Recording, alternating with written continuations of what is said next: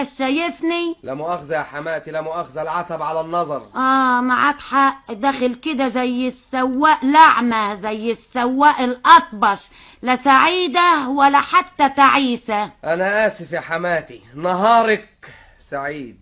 ان شاء الله ما تشوف ريحة السعادة. اللهم اني صايم. خد اغسلي لي المنديل ده يا سميرة، خلينا نقصر الشر. حاضر. نعم نعم، بتؤمر وتنهي كده ليه في بنتي يا سبعجر؟ لو انت اشتريتها جارية، لو انت واخدها اسيرة، ما تجيب لك يا ضنايا غسالة تغسل لك حاجتك. عاجبك كده يا سميرة؟ يا ماما. ايه ماما؟ عاجبك كده انتي؟ عاجبك كده يركب على نافوخك ويركب على نافوخي انا رخرة عشان خاطرك؟ يا ستي دي مراتي وانا حر فيها. حر فيها يعني ايه يا اللي ما عندكش ريحة الفنيس؟ فنيس؟ فنيس دي ايه؟ معرفش، انا سمعتها كده. يعني عايزاني اغسل المنديل انا بنفسي؟ قولي، هو منديل مين فيكو؟ منديل يا ستي. خلاص تغسله انت. الله، ليه بقى؟ كل واحد مسؤول عن ممتلكاته.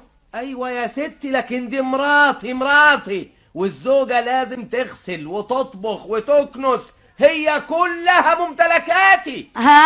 الكلام ده كان زمان وجبر، ايام الفوضى، ايام اليغمة. لكن دلوقتي الست زي الراجل، لازم الراجل يتعاون معاها. يتعاون معاها في الغسيل وفي الطبيخ كمان. اذا بقى انا اقعد اطبخ واغسل هنا، وهي بقى تبقى تروح المصلحة بدالي. وماله، ما هي الست زي الراجل تروح. انت بتعمل ايه في المصلحة؟ بتروح تقعد على مكتبك، تحط رجل على رجل وتطلب فنجان القهوة وتقرا الجورنال.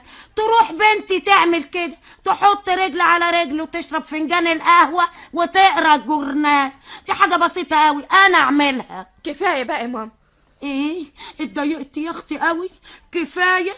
يا سلام، اتوجعتي له، ما تتوجعيش لامك ليه؟ امك الغلبانه، امك المسكينه. اللهم اني صايم. قومي يا سميرة اغسلي المنديل. ما تقوميش. قومي يا سميرة. ما تقوميش. بقول لك قومي. انا بقول لك ما تقوميش. يا ناس كفاية بقى، كفاية هدنة، حيرتوني، زهقتوني.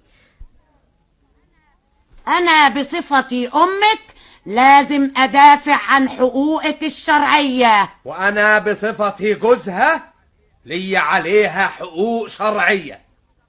يا أخي جا كسر حقك منك لها.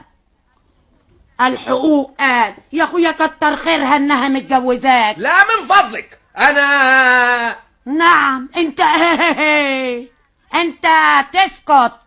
حاضر. اللهم إني صايم. اوعي تاني مرة يضحك عليكي ويخليكي تشتغلي في البيت زي الخدامة، ديكي تخسر. اذا كان عاجبه على كده عاجبه، مش عاجبه بيت ابوكي مفتوح. اللهم اني صايمة. اللهم إني حفرقع.